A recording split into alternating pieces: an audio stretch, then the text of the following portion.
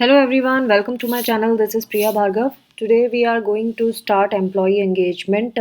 This is from Unit 14, Block 4, MPCE 046, that is MAPC second year students who have opted for applied positive psychology. This video is for you guys.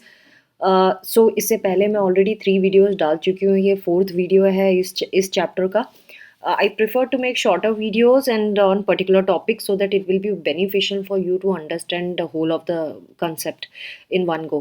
So employee engagement की अगर हम बात करें तो इसके बारे में सबसे जब कोविड-19 का पेंडेमिक शुरू हुआ था उस टाइम पे एम्प्लॉयज़ बहुत सारे एम्प्लॉयज़ ने जॉब छोड़ना शुरू कर दिया था. ये बात है 2020-2021 की. और क्यों छोड़ दिया था? क्योंकि कोविड-19 में लोग बड़े अनसर्टेन हो गए थे हर चीज़ को लेकर, बहुत डर गए थे. चारों तरफ जो जिस तरह का माहौल था वो बहुत डराने वाला था. और उस चीज़ को देखते हुए कई लोग बर्नआउट का कंप्लेन कर रहे थे. कलेक्टिव बर्नआउट था ये, क्योंकि बहुत सारे लोगों के साथ एक जैसी चीज़ हो रही थी. दे वर एग्ज़ॉस्ट. और एग्ज़ॉशन के अलावा इनके इमोशंस एंड मेंटल स्ट्रेस भी बढ़ गए थे. बहुत ज़्यादा इमोशंस इन्वॉल्व हो रहे थे इस सिनेरियो में, जो कोविड-19 का सिनेरियो था. और बहुत सारे लोगों ने रिज़ाइन भी कर दिया था जॉब से, क्योंकि वो बेटर अपॉर्चुनिटीज़ ढूँढना चाह रहे थे, बेटर पे ढूँढना चाह रहे थे, न्यू चैलेंजेस देखना चाह रहे थे एंड ज़्यादा फ्लेक्सिबिलिटी के लिए सोच रहे थे. क्योंकि फैमिली मेंबर्स जिस तरह से इम्पैक्टेड थे, सबको चाहिए था कि वो अपने फैमिली मेंबर्स के साथ टाइम स्पेंड करें, ज़रूरत पे प्रेज़ेंट हो.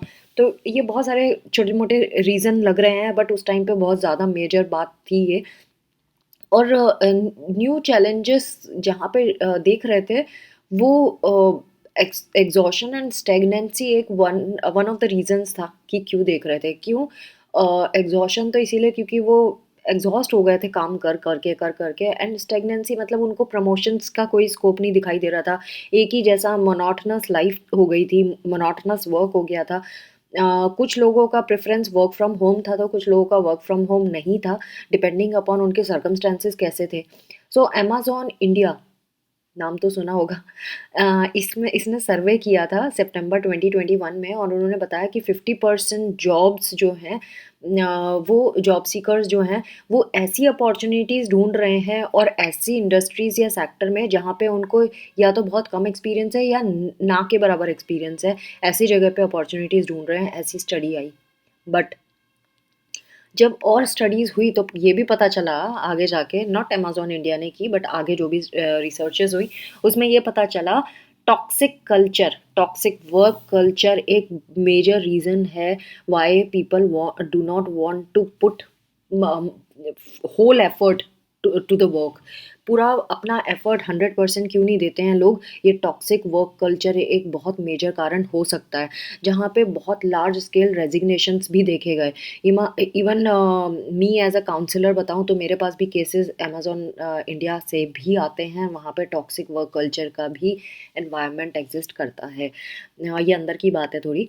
However but work toxic work culture की हम बात करें तो इसमें क्या होता है कि वो किस तरह के कल्चर की बात कर रहे हैं. ये वैसे कल्चर की बात कर रहे हैं जहाँ पे एम्प्लॉय के वेलबींग के बारे में, उसकी प्रोडक्टिविटी के बारे में, उसके प्रोग्रेशन के बारे में कोई बात नहीं की जाती, कोई ध्यान नहीं दिया जाता. आप उस जगह पे क्यों काम करेंगे जहाँ आपके वेलबींग की सुनवाई नहीं होती, आपकी प्रोडक्टिविटी के बारे में बात नहीं होती, आपके प्रमोशन के बारे में बात नहीं होती एंड कॉन्फ्लिक्ट्स जो हैं वो रिजॉल्व नहीं किए जाते. हॉस्टाइल इंटरपर्सनल रिलेशनशिप्स होती हैं जहाँ पे एक दूसरे की टांग खींच के गिराने की बात होती है. अनएथिकल कंडक्ट्स होते हैं एंड फिर भी उसके ऊपर कोई एक्शन नहीं लिया जाता. ये सारी चीज़ें जिस वर्क कल्चर में होती हैं वो टॉक्सिक कल्चर माना जाता है. आपने टॉक्सिक रिलेशनशिप तो सुनी थी, अब टॉक्सिक वर्क कल्चर भी सुने. सो लॉ फर्म ने एक स्टडी कंडक्ट की थी, उसमें भी उन्होंने ये चीज़ बताया कि half of the legal workers जो हैं वो प्रोडक्टिविटी के बारे में एंड वेलबींग के बारे में उन्होंने भी पॉइंट आउट किया था and toxic work place culture के बारे में भी बताया था. और भी इसमें डिटेल है, वो उसमें हम नहीं जाएंगे क्योंकि ये एग्जाम पॉइंट ऑफ व्यू से इंपॉर्टेंट भी नहीं है. और आपको डिटेल पढ़ना है तो आप पढ़ सकते हो रिसर्च में क्या दिया था. ये आपको अगर कोई कॉन्फ्रेंस में बोलना है तो आप यहाँ से डाटा उठा सकते हो ऑफ कोर्स. सो एम्प्लॉयज़ जो होते हैं, जब वो कॉग्निटिवली एंड इमोशनली ऑर्गेनाइजेशन से अटैच्ड अपने आप को नहीं फील करते हैं। मतलब ऐसे तो नहीं है ना कि अपनी मर्जी से आप नहीं फील करते हो अपने आप ही। अगर आप किसी में कहीं पे वेलकम्ड होते हो, जहाँ पे आपको अच्छे से अटेंशन दी जाती है, आप उससे अटैच हो जाते हो। लेकिन अगर वो नहीं होता, आप कॉग्निटिवली एंड इमोशनली उस ऑर्गेनाइजेशन से अटैच्ड फील नहीं करते, तो आप कैसा फील करोगे? आप बर्न आउट फील करोगे, आप वहाँ से भागने की कोशिश करोगे, क्योंकि आपको लगता है कि आपका हार्ट एंड सोल जो है वो ऑर्गेनाइजेशन के लिए नहीं है, क्योंकि आपको वो चीज़ नहीं मिली जो आप हमेशा सोचते हो कि वर्क में ये चीज़ें तो होनी चाहिए, एक्सेप्टेंस तो होनी चाहिए, है ना? रेस्पेक्ट तो होना चाहिए। Now coming to another term, employee engagement, जो मेजर टॉपिक था जिसके ऊपर हम बात करने वाले थे। सो एम्प्लॉय एंगेजमेंट की बात करें तो यहाँ पे एम्प्लॉय की साइकोलॉजिकल इन्वेस्टमेंट ऑर्गेनाइजेशन में कितनी है उसके बारे में हम बात करते हैं। एम्प्लॉय एंगेजमेंट में बहुत सारी चीज़ें आती हैं, सिर्फ साइकोलॉजिकल इन्वेस्टमेंट नहीं, बल्कि कॉग्निटिव, इमोशनल, बिहेवियरल अटैचमेंट की बात आती है ऑर्गेनाइजेशन के साथ। एम्प्लॉय एंगेजमेंट में हम उसका इन्वॉल्वमेंट और उसका एंथुसियाज्म वर्क को लेकर, वर्क प्लेस को लेकर, इसकी बात आती है। सो गॉलअप करके एम्प्लॉय एंगेजमेंट सर्वे एनालिसिस टूल है एक, जिसमें जब उसके बेसिस पे जब पता किया, जब स्टडी की, तो इसमें ये पता चला कि जो एंगेजमेंट है, एम्प्लॉय एंगेजमेंट के बारे में बात करते हैं, इसको दो कंपोनेंट में हम डिवाइड कर सकते हैं। एक है emotional engagement and second is rational engagement. Emotional engagement की बात का मतलब होता है कि किस लेवल तक कोई एम्प्लॉई अपनी वैल्यू ऑर्गेनाइजेशन को देता है, उसको वो एंजॉय करता है ऑर्गेनाइजेशन में एंड बिलीव करता है अपने जॉब पर। So the extent to which employees value, enjoy and believe in their job, उनके मैनेजर पे, उनकी टीम पर एंड उनके ऑर्गेनाइजेशन पे। ये one after the other level है कि एक बंदा जॉब करता है, उसका जॉब प्रायोरिटी पे है, फिर उसकी जॉब में उसका मैनेजर होता है, उसकी टीम होती है, एंड वो टीम एंड मैनेजर सारे मिलके एक ऑर्गेनाइजेशन बना देते हैं। सो इन सब पे वो कितना इन सब की वैल्यू करता है, कितनी एंजॉय करता है उनके साथ, एंड कितना वो इन सब पे बिलीव करता है, किस लेवल तक एम्प्लॉय कर रहा है। तो वो ये इमोशनल एंगेजमेंट हुई। अब रैशनल एंगेजमेंट क्या है?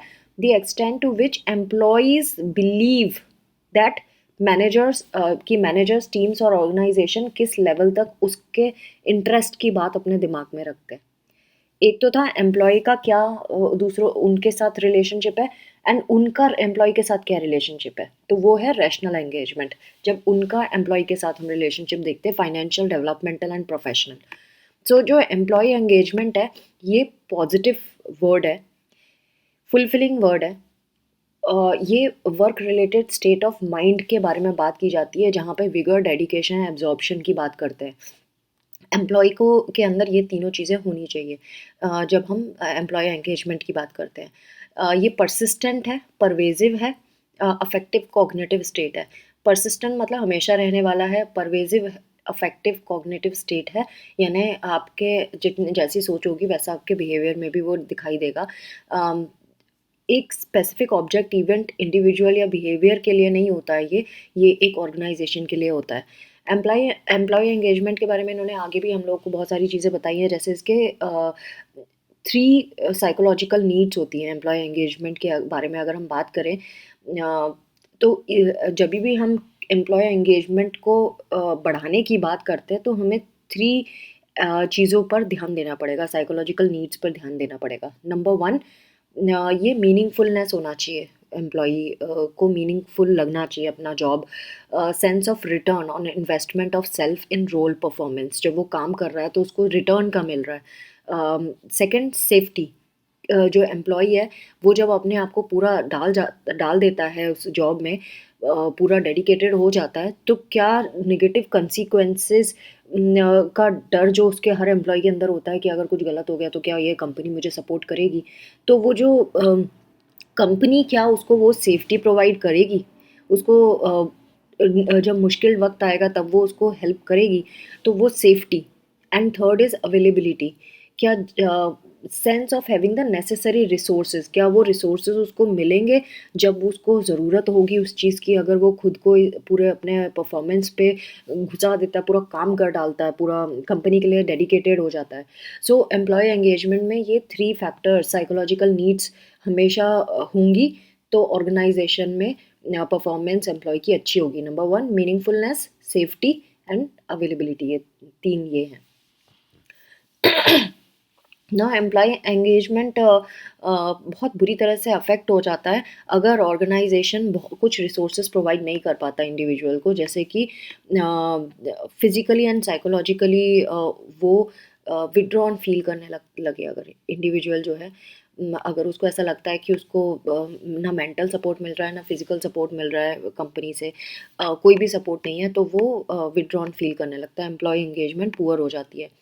अगेन एम्प्लॉय एंगेजमेंट से हमें बहुत सारी चीज़ें भी पता चलती हैं। हमें ये पता चलता है कि हम एम्प्लॉय की किस तरह से वो काम कर रहा है कंपनी में, वो हमें पता चल जाता है। एंड सारे पर्सपेक्टिव में एम्प्लॉय के बारे में हम बहुत सारी चीज़ें जान सकते हैं। हम एम्प्लॉय की सिंसेरिटी कितनी है वर्क को लेके, ये भी हम जान सकते हैं। Human resource practices and team building activities कैसी हैं ऑर्गेनाइजेशन में एम्प्लॉयज़ का आउटकम इम्प्रूव करने के लिए, वो भी हम जान सकते हैं एम्प्लॉय एंगेजमेंट स्केल से। एंड यहाँ पे और भी इन्होंने बताया है कि जैसे गलप की 2019 की स्टडी थी जिसमें रिपोर्ट किया गया था, irrespective of the economic times good और बैड, कंपनी साइज, मतलब ये इन्होंने बताया कि किस किस कैटेगरी से एम्प्लॉयज़ आ रहे हैं, कंपनी साइज़ कितनी है, नेशनैलिटी कितनी है, कैसी है, कौन से नेशन से आ रहा है, इंडस्ट्री टाइप कौन सी है, एम्प्लॉय कितना एंगेज होता है।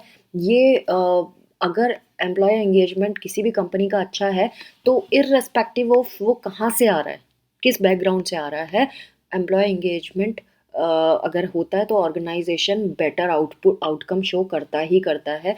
इन चीज़ों से कोई मैटर नहीं करता कि कंपनी कितनी बड़ी है, कितनी इकोनॉमिक हेल्थ कैसी है, अच्छी है कि बुरी है, इंडस्ट्री टाइप कैसा है। एम्प्लॉय एंगेजमेंट जो है वो बहुत इंपॉर्टेंट फैक्टर है किसी भी कंपनी की प्रोग्रेस के लिए। बहुत सारे फैक्टर्स के बारे में बात की है जो एम्प्लॉय एंगेजमेंट बढ़ा देती है ऑर्गेनाइजेशन में। जैसे कुछ कुछ रिसर्चेज हुए हैं, मैं नेम नहीं ले रही किस किसने की थी, बस मैं ये बता रही हूँ कि उन्होंने क्या किया था और क्या फाइंड आउट किया है स्टडीज़ में। जैसे कि जॉब कैरेक्टरिस्टिक्स में क्या क्या आ जाता है, चैलेंजिंग वर्क हो गया, करियर एडवांसमेंट अपॉर्चुनिटीज़ हो गई, ऑटोनॉमी हो गई डिसीजन मेकिंग में। ये वो फैक्टर्स हैं जो अगर होते हैं किसी कंपनी में, सो एम्प्लॉय एंगेजमेंट अच्छा हो जाता है। ऑब्वियसली जिसको अपॉर्चुनिटी मिल रही है, जिसको डिसीजन मेकिंग के लिए उसको हक दिया जा रहा है करने का, एंड वो चैलेंजिंग वर्क भी है जहाँ पे उसको नया सीखने को मिल रहा है, तो कोई भी उस कंपनी में काम करना चाहेगा और पूरा डेडिकेशन से करना चाहेगा, क्योंकि उसको मालूम होगा कि जब वो हार्ड वर्क करेगा तो उसको आउटपुट भी मिलेगा उस चीज़ का, है ना। सो दैट इज़ वाई ये एक स्टडी में बताया गया है कि एम्प्लॉय एंगेजमेंट बढ़ जाती है अगर किसी भी कंपनी में ये वाली चीज़ें मिल रही हों। जैसे अभी तो हम ये समझ रहे थे कि एम्प्लॉय एंगेजमेंट होता क्या है, फिर हमने ये समझा कि एम्प्लॉय एंगेजमेंट के अच्छा या बुरा क्या इम्पैक्ट पड़ता है, फिर हमने ये समझ रहे हैं अब कि एम्प्लॉय एंगेजमेंट कैसे बढ़ाया जा सकता है, क्या चीज़ें की जा सकती है। तो चैलेंजिंग वर्क दें उनको, एडवांसमेंट अपॉर्चुनिटीज़ दें, career advancement opportunities, and then decision making power दें उनको। देन एडिक्वेट रिसोर्सेज अगर हो टास्क करने के लिए तो भी एम्प्लॉय एंगेजमेंट इम्प्रूव हो जाता है। एडिक्वेट रिसोर्सेज मतलब सपोज कोई टास्क कंप्लीट करना है एंड एम्प्लॉय के पास वो रिसोर्सेज ही नहीं है, वो कोई पर्टिकुलर सॉफ्टवेयर नहीं है, या जो भी कंपनी है XYZ कंपनी जहाँ पे जो भी चलता है, अगर आप रिसोर्सेज उनको प्रोवाइड नहीं कर रहे तो एफिशिएंसी कैसे प्रूव करेंगे, वो नहीं कर सकते, टास्क नहीं हो पाएगा। फिर इंफ्रास्ट्रक्चरल फैसिलिटीज़ भी ज़रूरी है, जैसे कि अब अगर लेडीज़ भी काम कर रही हैं तो उनको डे केयर सेंटर तो चाहिए अपने बच्चे के लिए, भाई वो अपने बच्चे को छोड़ के थोड़ी ना आएंगी, उनके बच्चे की मेंटल हेल्थ पे इम्पैक्ट पड़ेगा। सो अगर डे केयर सेंटर है तो वहाँ पे लेडी वर्कर्स भी अच्छे से खुशी खुशी काम कर सकती है। जिम फैसिलिटी है तो आपको फिटनेस की चिंता नहीं है कि हाय मैं 8 बजे छूटूंगी तो जिम कहाँ जाऊँगी, बीच में जब मौका मिलेगा वहाँ कंपनी के अंदर जिम बना है तो वहाँ से कर लेंगे। ऐसी कैफेटेरिया है तो आपका भूख लगी है जाके खा लिया। कंपनी में नहीं है तो वो बाहर सर्च करने जाएंगे, टाइम वेस्ट होगा, है ना, और कुछ भी इंसिडेंट हो सकता है कंपनी से बाहर निकल के। बहुत सारी चीज़ें, छोटे मोटे XYZ, बहुत सारे आप फैक्टर्स काउंट कर सकते हो। सो यानी कि अगर इंफ्रास्ट्रक्चर फैसिलिटीज़ हैं कंपनीज़ में तो भी एम्प्लॉय एंगेजमेंट बढ़ता है। Then personal resources are also important, जैसे कि पर्सनल रिसोर्सेज हम पहले भी पढ़ चुके हैं। साइकोलॉजिकल कैपेबिलिटीज़ था, कैपेसिटी था वो। Then self efficacy, self esteem, optimism, ये वाले फैक्टर्स जो पर्सनल रिसोर्सेज हैं, ये भी बहुत इंपॉर्टेंट रोल प्ले करते हैं एम्प्लॉय एंगेजमेंट में।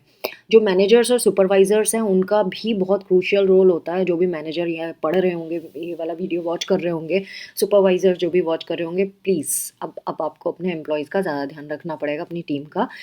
ये भी एम्प्लॉयज़ को हेल्प कर सकते हैं, किसी टास्क को किस तरह से कर सकते हैं अच्छे से, वो आप सिखा सकते हैं, उनको एनकरेज कर सकते हैं, उनको अप्रिशिएट कर सकते हैं, उनको अलाउ करें कि वो अपनी प्रॉब्लम आके आपसे शेयर कर सकें। आप एम्प्लॉयज़ को बता सकते हैं कि उनके वर्क पे कैसे और पूरा ऑर्गेनाइजेशन की सक्सेस डिपेंड होती है। तो जब वो रियलाइज़ करते हैं तो वो एफर्ट्स भी डालते हैं। 5 फैक्टर प्रिडिक्टर्स बताए हुए हैं एम्प्लॉय एंगेजमेंट के, जो इंडिया में स्टडी हुई थी, ये सिंह एंड संजीव ने 2013 में की थी। उन्होंने बताया है कि एनकरेजमेंट एंड मीनिंगफुल टास्क अगर दिया जाए, फिर उन्हें रिकॉग्नाइज़ किया जाए, उनको सपोर्ट किया जाए एम्प्लॉयज़ को, उनको मोटिवेशन एंड कोऑपरेशन दिया जाए, फीडबैक दिया जाए टाइम टू टाइम, और कॉरपोरेट एनुअल रिपोर्ट्स में बताया जाए सारी चीज़ें, तो ये वाली चीज़ें जो हैं एम्प्लॉय एंगेजमेंट को इम्प्रूव कर देती हैं। सो ये हमेशा जब एम्प्लॉय एंगेजमेंट की बात आती है तो एंगेज्ड एम्प्लॉय जो होता है, यानी कि जो ऐसा एम्प्लॉय जो अपना 100% दे रहा है, वो अपना माइंड, हार्ट और सोल सब कुछ लेके आता है ऑर्गेनाइजेशन के लिए, वो बटा हुआ नहीं होता है। सो कुछ स्टडीज़ में पता चला है कि एम्प्लॉय एंगेजमेंट और ऑर्गेनाइजेशनल परफॉर्मेंस दोनों पॉजिटिवली कोरिलेटेड है। पॉजिटिवली कोरिलेटेड मतलब एम्प्लॉय एंगेजमेंट बढ़ेगी तो ऑर्गेनाइजेशनल परफॉर्मेंस भी इंक्रीज होगी। ऐसी पॉजिटिव कोरिलेशन हमें employee engagement and customer satisfaction पे भी मिला है, यानी कि एम्प्लॉय एंगेजमेंट इंक्रीज होगा तो कस्टमर सेटिस्फेक्शन भी इंक्रीज होता है। नेक्स्ट इन्होंने ये भी बताया कि एम्प्लॉय प्रॉफिट भी इंक्रीज हो जाता है अगर ये कस्टमर सेटिस्फेक्शन बढ़ता है तो, है ना। नॉर्मल सी बात है, एम्प्लॉय एंगेजमेंट का positive correlation financial performance of the organisation के लिए भी मिला है, यानी कि अगर एम्प्लॉय एंगेजमेंट इंक्रीज होती है तो फाइनेंशियल परफॉर्मेंस भी इंक्रीज होती है ऑर्गेनाइजेशन की। नाउ अब क्या हमारे पास कोई स्केल है एम्प्लॉय एंगेजमेंट चेक करने के लिए? Yes, this scale is called employee engagement scale. इसमें 12 आइटम्स होते हैं। 4 आइटम्स जो होते हैं वो तीन अलग अलग जो हमारे डायमेंशंस थे उसको मेजर करने के लिए होते हैं। और वो 3 कौन-कौन से डायमेंशंस हैं? Number 1 cognitive engagement, second emotional engagement and third is behavioural engagement. Easy है, दिमाग, सोचना, इमोशंस, आपके जो सोचोगे उसी से आपके इमोशंस निकलेंगे, एंड देन बिहेवियर, आपके जिस तरह के इमोशन होंगे वैसे ही आप बिहेव करोगे। सो CEB, या आप और आगे पीछे घर का अल्फ़ाबेट्स को कुछ ऐसे बना सकते हैं जो आपको याद हो जाए, या BCE भी कर सकते हैं। ABCD जैसे हम पढ़ते हैं सीक्वेंस में, तो B पहले आता है, फिर C आता है, फिर उसके बाद D के बाद E आता है, तो D तो है नहीं हमारे पास। सो BCE भी कर सकते हैं, behavioural engagement, cognitive engagement and emotional engagement. तो ये 3 इसमें होते हैं, और सारे आइटम्स को जो 5 पॉइंट लाइकर्ट स्केल में करते हैं, 1 is strongly disagree and 5 is strongly agree. ये डायमेंशन वाइज भी हमें बता देगा, यानी कॉग्निटिव एंगेजमेंट कितनी है वो अलग से बता देगा, emotional engagement and behavioural engagement ये तीनों अलग से बता देगा, और ओवरऑल भी बता देगा ये टेस्ट। तो ये पूरा का पूरा टेस्ट इन्होंने दिया है। आप अगर एम्प्लॉय हैं तो आप अपना चेक कर सकते हैं क्या आएगा। So friends, this was about employee engagement. I hope आपको ये बेनिफिशियल लगेगा वीडियो। एंड हाँ, एक और चीज़, मेरे मेंबरशिप सेक्शन में एक थैंक यू वाला डोनेट का सेक्शन भी है, जो जिनको लगता है कि हाँ हम तो ग्रेटली थैंकफुल हैं, तो आप वहाँ डोनेट भी कर सकते हैं मेरे चैनल को, just 29 rupees per month. So I hope आपको ये वीडियोज़ बेनिफिशियल लगेंगे, and thanks for watching, take care of yourself, bye bye.